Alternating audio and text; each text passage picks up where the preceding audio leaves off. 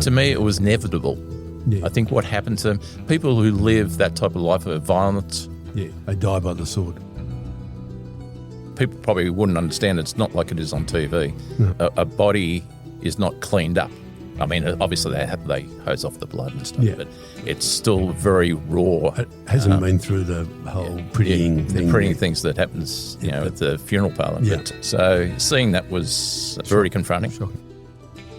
I'm Andrew Rule. This is Life and Crimes. Last week, we heard the first part of the story of the new book, 11 Minutes, by Gregory M. Carroll.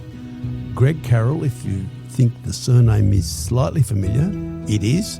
He's the younger brother of the late Ian Revell Carroll, who was, in fact, one of the 6 great bookie robbers who pulled the great bookie robbery in 1976. He also knew Vinnie Mickelson, who was a very hard man and, to some extent, Ian Carroll's right-hand man down on the docks. And he had met the legendary Ray Chuck, alias Raymond Patrick Bennett. And so he knew, to some extent, half the gang. Yep. And that is a unique thing to bring to the table when you're writing a book that's based on the great bookie robbery. And we're so pleased you've come to us. So take us to the bookie robbery. It happens in April 1976. Where were you? I was working at a computer company in Queens Road. City? No, Queens Road. Oh, Queens Road, sorry. Yeah, Queens Road. Just across the river. Oh, no, it wasn't Queens Road. No, I didn't have a view. Yeah, I was there. How did you first hear of the robbery? On the radio. But no, it was a situation which was quite strange at the time. Ian asked me out for lunch. When? On the day. Oh, did he? Yeah. So that's funny, because he hadn't asked you for lunch often. No, never. First Did first that time ever. strike anybody as interesting later? Yeah, well, so there was a few. I wasn't just the only person there. There was a few other people he knew. What time of day? Yeah, well, that's debatable. I think called. it's okay now. Is it? Yeah. I was called to obviously give a statement. You could get confused. Yes, I was confused, but so I think I said, You'd be rattled. Yes. And you were young. So I think I said I was there from 12 o'clock. It might have been 12:30. But the strange thing was very, very soon after the thing. So well, it was, yeah. He obviously... He might have gone straight to lunch. Yes. He might have been hungry after his morning's work. And there's no doubt he was in the job. Yeah. No doubt he was in the building, yeah? Yeah. You don't think he was an accessory after the fact? He was... No. Yeah, him and Ray and all Ray Truck, which Ray everyone Chuck. calls as Ray Bennett these days. Yeah, I met Ray through Ian a couple of times. By saying met, it was more I was in a room at the same time as he was. Yeah. I was there when he got shot. That's the only time I'd clapped eyes on him. But he a hard little man. Yeah. But you basically got the feeling or the understanding that you were to make yourself scarce when he was around. Of course. Where did you have lunch that day? Yeah, well, in the book, I refer to it as going to the Windsor, which it wasn't the Windsor Hotel in town, or the Hotel Windsor, I think it's called. Yeah. It was the Windsor pub in Paran. Okay. And you're not dead sure what time you got there, or you might have been there before he was. Yes. Were you waiting for him, but he turned up? Yeah. Held up in the traffic? Yeah, as you were. Something like that. And what did he say? Nothing. I mean, it was no reference to anything during the whole lunch. And anybody I think with him? Any mates? Yeah, Vinnie. Vinnie was with him? Yeah. Vinnie Mickelson? Yeah. One of a very big family? Oh. I think, I think so. Met Vinnie a lot. He survived, I think. Yes, he did. For a long time. Yeah. So, Vinnie I was quite close to. Were you in touch at all when he was over in the West? No. No. So it was... He quietly circulated back here sometime later. Yeah. Yeah. And what was he like, Vinnie Mickelson? Now, we're talking here, so our listeners know, about a fellow that was one of a big family of very hard cases, knockabout people, and been long-time associates of Ian. Of Ian and of course, Bennett or Chuck, Ray Chuck. As the old-time crooks always call him Ray Chuck because that was his birth name. His real name, yeah. From Chiltern originally. And probably Cox, I imagine he knew. I don't really know where the Cox initial thing came in. Obviously, he was in Long Bay at the time of the bookie robbery. Yeah. And it seemed very coincidental that he attempted an escape. What was it? I think about August or September of 75. I see. So in the book, he might have wanted to be out there. yes, I think he might. And in the book, I actually, again, the book is a novel. Yeah, of course. Yeah. So it's fictitious. Yeah, but with many real names and places. Yes. And I just thought it was very coincidental that because he would have been the type of person that probably would have been very interested in the exercise. And the sort of bloke that might have had inside info and would be trusted to keep it to himself. Yeah, so anyway, sorry. It's fine. It's all interesting. So there you are. You're at lunch. I'm not dead sure what time. You got there before your brother. Yeah. Your brother turns up. He's got Vinnie Mickelson with him. Yeah. Do you think was Vinnie one of the six, or was Vinnie outside the six? No. Okay. Because there's always that little bit of slight sort of different. Somebody says this is the six, and somebody's got five of them, but this bloke was there. This one drove the van, and this, all this stuff. I guess I've got to go back one step first with all this. I just said it's a fictional story, the novel. It is, but we're talking about the difference between the fiction and the perceived reality. Yeah. Yeah, and what happened, Ian never sat down, and Vinnie, I knew Vinnie after Ian died as well. Yeah. Neither of them ever sat down and said, this is what happened. No. But over time, you build up a picture from little comments made or smirks or when a name is mentioned, they either look down or look up or whatever. And you build up this feeling. Yeah. And over the years, I developed what I considered to be the story. You were receptive to the intuitive. Yes, side of it. Yep. So, and that's really what the book is. The book is I would say it's an emotional truth. It's what I honestly feel happened. Yeah. Okay. But there is no proof. No, of course. So I know from a factual side, you probably know more than I did, to be honest, Andrew. But alleged facts, this is the problem. We learn things and and parrot them off, and some of them are right and some aren't. Yeah. So so I put together in my head without even thinking. So the book was just a result of the last couple of years, but the story was in my head for a long time. A long time before that. How did you find Vinnie? What was he like? I really liked Vinnie. He was one of those tough guys. He was a tough guy. Yeah. Honestly, probably the hardest guy I've ever known, more so than Ian. Ian was a lot smarter than a lot of people gave him credit for, even though being a boxer and that. Well, he was a union secretary. Yeah, he was. So I know that was a criminal organisation, but you didn't become a union secretary by being stupid. No, exactly. So, you had to know people and had to do stuff. Do stuff. So, Vinnie, I wouldn't have put into the same category as Ian, but but tough guy. If you wanted someone on your side, he was the man. He was the man. Yeah. So just to bring our listeners up to date, the robbery happened in 1976. In 1983, January the 3rd, so it's pretty well the anniversary this January, somewhat 42 years or whatever it might be, 43 years or something, since your brother Ian was shot dead in what looks sort of like a gunfight, more or less, at Mount Martha. Mount Martha, yep.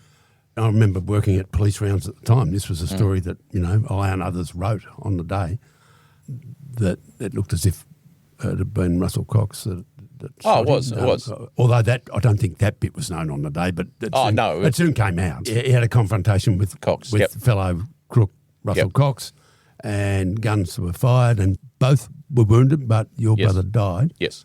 And Russell Cox was spirited away with his ever-loving partner, Helen Dean. Yep. Which is quite a story in itself. Yes, it is. Quite a story, yeah. Tell the listeners what that story, or your version of that story. Or about Ian's death? Yeah, Ian's death and Cox's escape. Well, it was Ian's house. Yeah. And Cox was on the run then. Cox escaped, I've forgotten the dates now. Yeah. I don't have to, but he escaped from Long Bay or from Tingle. In, I think 78, and he's on the run for 11 years. Yeah. I think. So he was on the run at the time. Yep. And through back stories, they knew each other. So when he turned up in Melbourne, he wanted somewhere to lay low, and Ian supplied him. the Holiday house. the holiday house. And holiday house, see, that's another thing too. It was classed as a holiday house, but it really was Ian's workhouse. Oh, I see. That's where That's where things were done. things were done. So although the cops would go and roust criminals' houses, yeah. criminals never kept anything in their house. No. Because apart from anything else, they knew the cops Good would crooks wouldn't. Yeah. They're too smart for that. Yeah. So this was where Off-site. off-site stuff. So Ian's home, wherever it was always clean. And after he was shot, they discovered huge caches of guns and everything else in the And sort of ceiling. robbery kits. Yeah, on the roof, all yeah, that. yeah. Well, that And type of stuff. just for our listeners, things like not only guns but all sorts of good stuff like first aid kits if you've got hurt. Yeah. And I think temporary signage to put on the side of a car saying, Yes, courier yes. or Yeah. whatever. Yeah, and And radio frequencies, police all that radio stuff. frequency stuff, and they were books. Really of, quite sophisticated. Oh, it was. And disguises. How to, false moustaches or whatever and how to Yeah, dye well, things. Cox was renowned as a. He was good at it. I mean, I probably met Cox half a dozen times over the years. Did you? Yeah. And I don't think twice he ever looked the same. Oh. So beard, no beard, short hair, long hair, glasses, you name it. He's always different. But he was on the run. You've got to remember that. So I guess he had to keep up. You met him in those intervening years before the fight, before the gunfight. Oh, yeah. You met him in that time. Yeah. And Okay. in fact, I had dinner with Ian and Cox New Year's Eve in 82. So 3 days Before the fight. before he was killed. Okay. Now, Greg Carroll, your brother Ian and Mad Dog Cox, that is Russell Cox, who was dubbed Mad Dog by an unscrupulous journalist. And he, as we've often pointed out, it was very unfair to dogs probably. They had dinner on New Year's Eve, Yep. just days before the fatal gunfight that ended in your brother's death and in Cox and his partner, his lover, Helen Dean, escaping Yep. into the wild blue yonder, which is a story in itself. Yeah. As far as you know, and I think you've told us this, they were quite friendly at that dinner. Yes. Yeah. You would have thought they were best mates. So, Where was I thought they were best mates, put it that way. Where was that dinner? I think it was in Ringwood. It was, I don't remember the actual place. I remember that it was a vegetarian restaurant because Cox was a vegetarian and Dean. Okay. So What was she like, Helen Dean? she was very quiet, very quiet. I bet. And again, if you can imagine being at a table with Cox and Ian, they dominated conversation and everything. they? Yeah. Cox was a talker? Oh, Ian wasn't a talker either, but when they talked, everyone else shut up. So, Oh, I see. And if they wanted to change the conversation, they would. Right. So you'd be halfway through a sentence and they'd start talking about something else and you knew, okay, they're bored with that.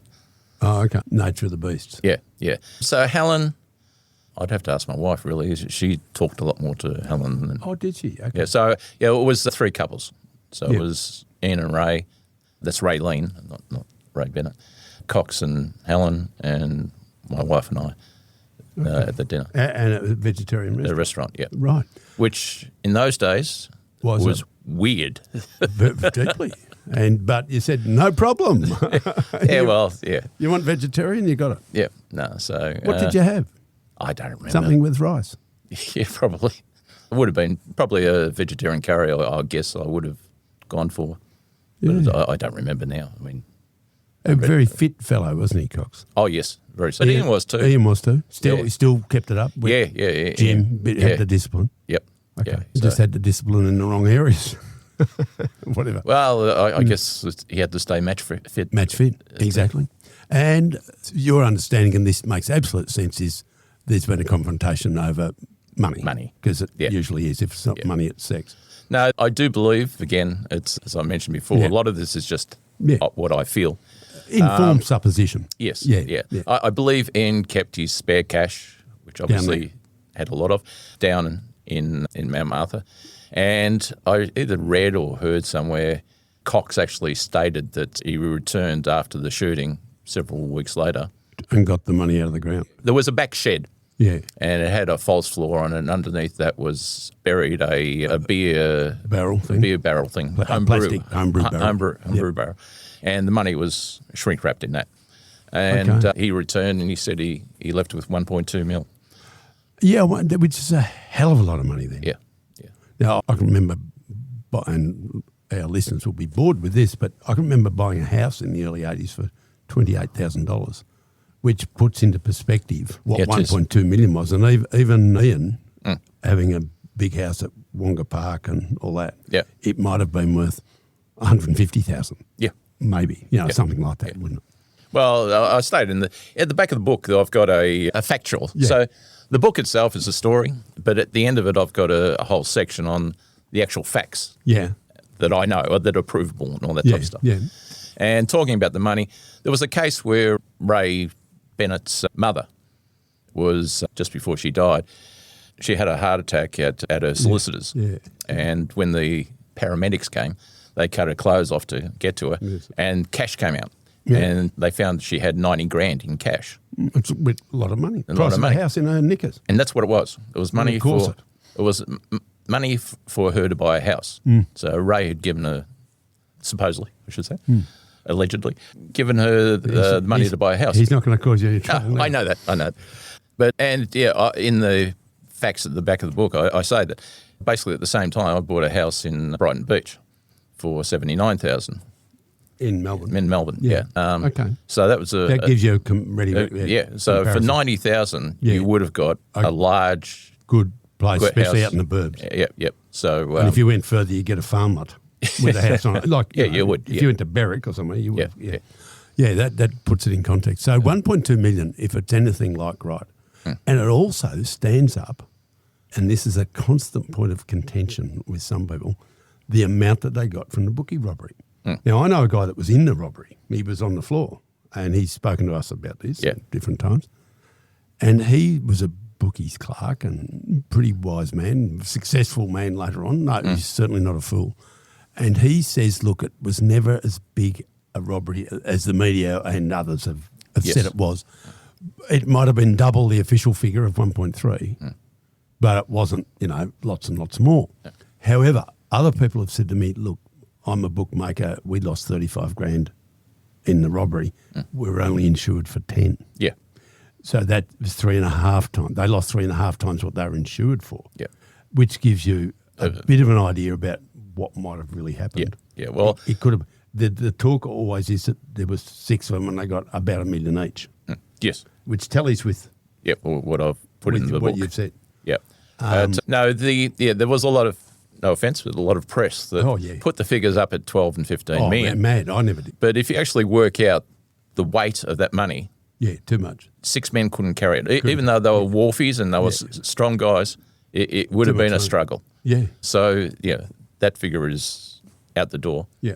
The other thing too, your listeners might not be aware of, but back in those days, bookies paid tax on turnover. Yeah.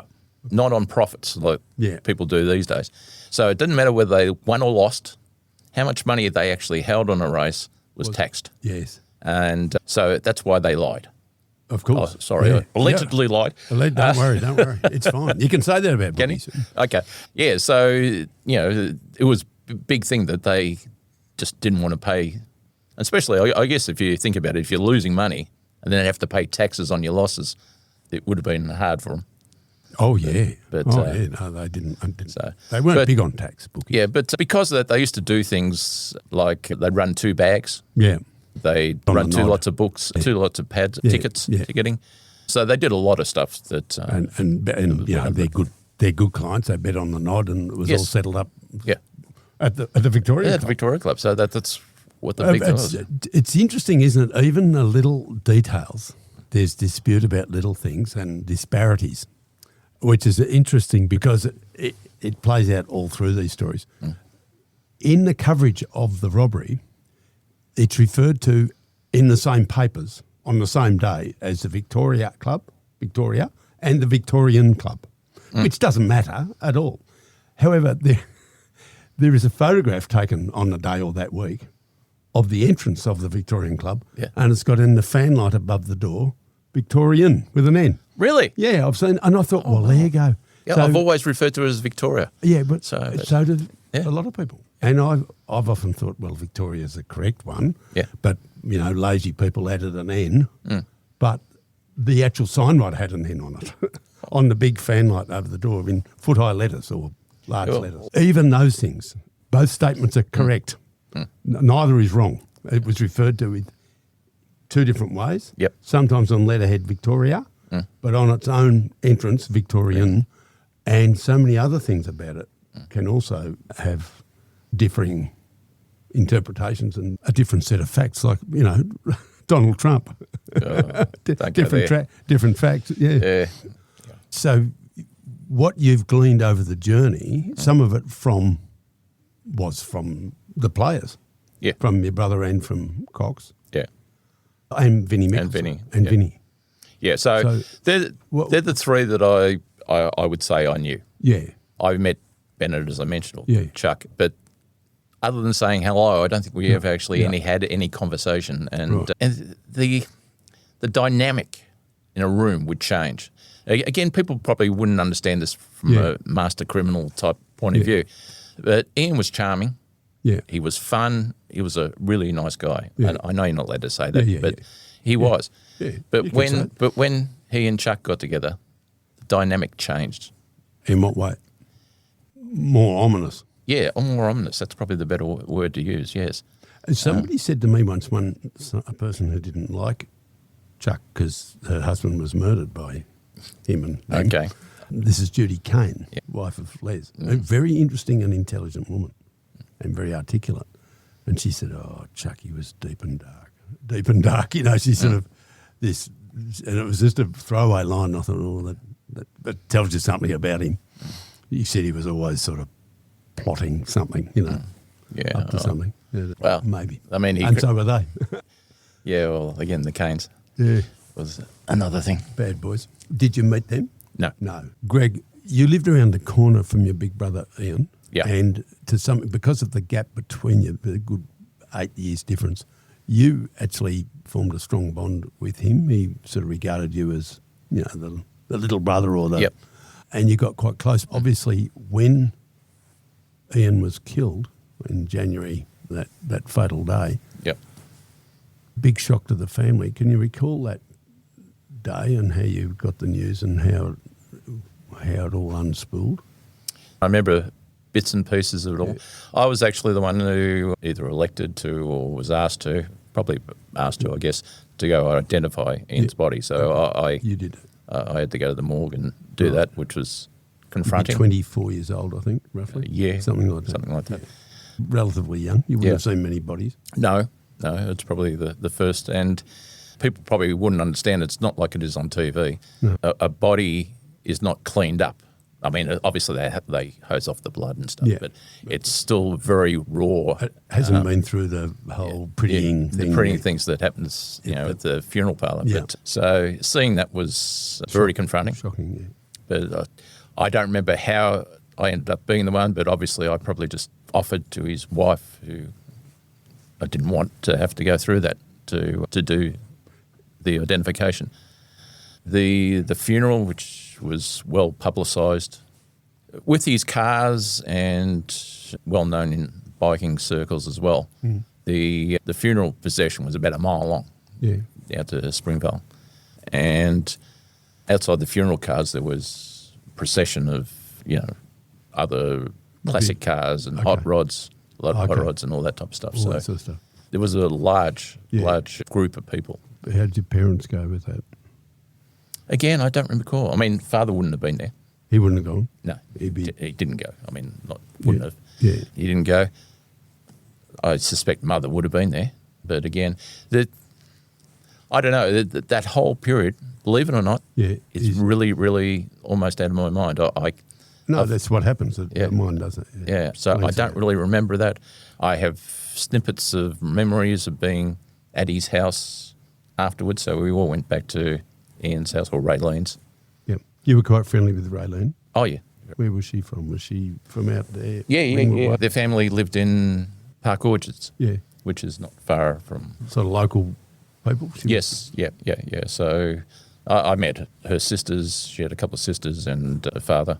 Yeah. I don't remember meeting her mother. I don't know. Yeah. But that was just incidental. You meet people while you're at the place and stuff like that. Yeah. But Raylan was a very beautiful woman. Yeah. How did she go later? How was she? She had a heap of kids? They had two. Two? Oh, okay. Yeah, and that was it. So she never had more or whatever else. Yes, she had some other acquaintances. Yeah. And I think she actually did get remarried at one stage. Yeah.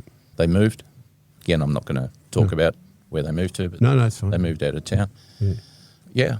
And obviously their children are still alive. So again, I don't mention them in the book. No, fair enough. It's one thing for me to tell a story. It's another thing to interrupt other people's privacy. So, Of course. so I've tried to avoid that. Tried to avoid it. Yeah. Fair enough too. I think we've not mentioned it at this stage, but clearly the bookie robbery was a calamity for most people involved. Nearly everybody. Yes.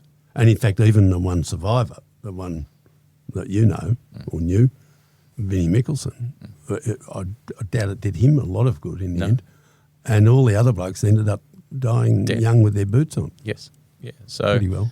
Yeah, there's constantly the talk about the curse of the bookie robbery. Yeah. But They don't end well, most of these stories. no, they don't. And Most to of them me, don't. it was inevitable.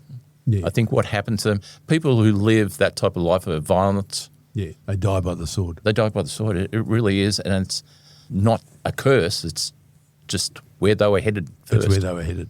And of all of them, Cox is one that has survived. He ended up pulling his head in while in jail and sort of walking and saying, I'm out of here. Yep. No more. No master. Until one day we find out otherwise. Yeah. Yeah, well, I've got different views of Cox, but obviously I'm tainted. Yeah. So, but the parole board thought he'd mended his ways, and they released him. And Cox the fox. He wasn't a mad dog. He was a fox. no, that was really not a very good name. an accurate. No, and I know the bloke that did it, and he concedes that. He said it was just one of those things we used to do in those days. But he realises that he was really more a fox than a mad he dog. was.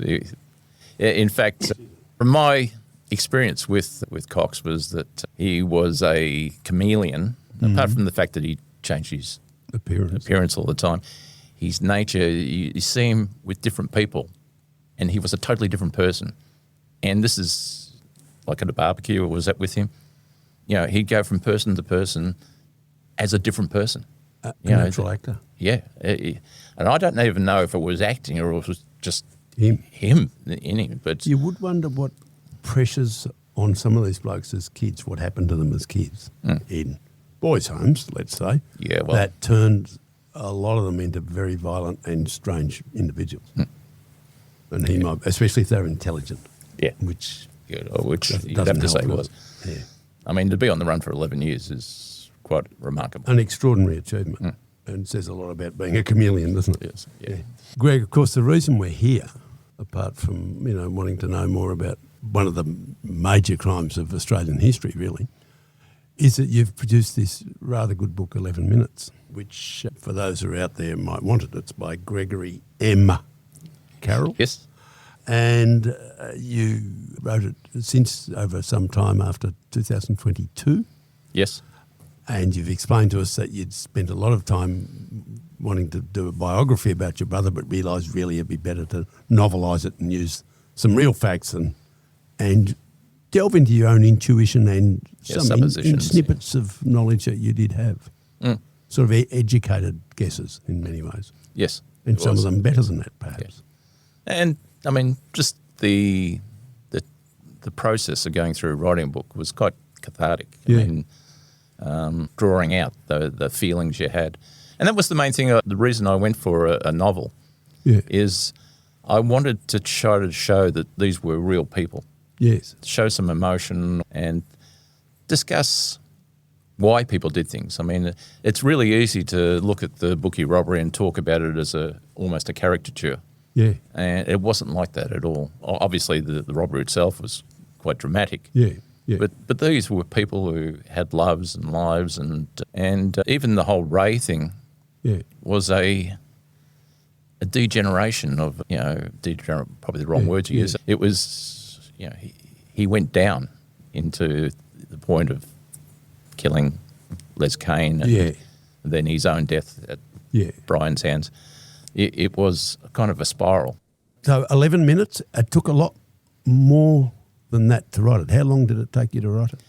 Well, once I decided to write it as a novel, which is basically just using the other information as background information, it probably 18 months to write. And then it probably went through about 8 or 10 drafts, redrafts. Did you get some professional help with any of that? No.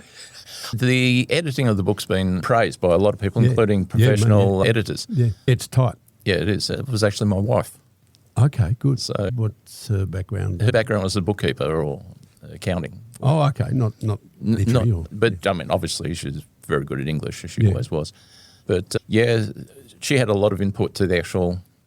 Two heads are better than one. Yeah, well, Ian was actually my best man in my wedding. Was he? To my wife. Yeah. So that's how close we were. What were her thoughts about Ian and the whole thing? Well, she liked Ian. I mean, I don't think she actually knew about a lot of the problems until his death. No. The times Ian and I would have together at his house, she'd be with Raylene and they'd be drinking or having coffee or whatever they're doing, and I'd be doing things, go up to the barn, to the shed and stuff like that. Yeah. And so a lot of our discussions were one-on-one. So she wasn't really involved in it. I'm going to ask you to read the opening sentence or two of your book so that our listeners can get a taste of what it's like from the man who wrote it. Thank you. It happened just after midday, the Wednesday following Easter long weekend. 6 masked men appeared out of nowhere, bursting into the settling room of the Melbourne Victoria Club. Dressed identically in overalls, faces hidden behind balaclavas, they moved like a military unit, armed with heavy weapons, machine guns, Tommy guns, automatic assault rifles. And listeners, if you want to hear the rest, buy the book. Thanks for listening. Life and Crimes is a Sunday Herald Sun production for True Crime Australia. Our producer is Jonty Burton. For my columns, features and more, go to heraldsun.com.au/Andrew Rule, one word. For advertising inquiries, go to newspodcastssold@news.com.au. That is all one word, newspodcastssold. And if you want further information about this episode, links are in the description.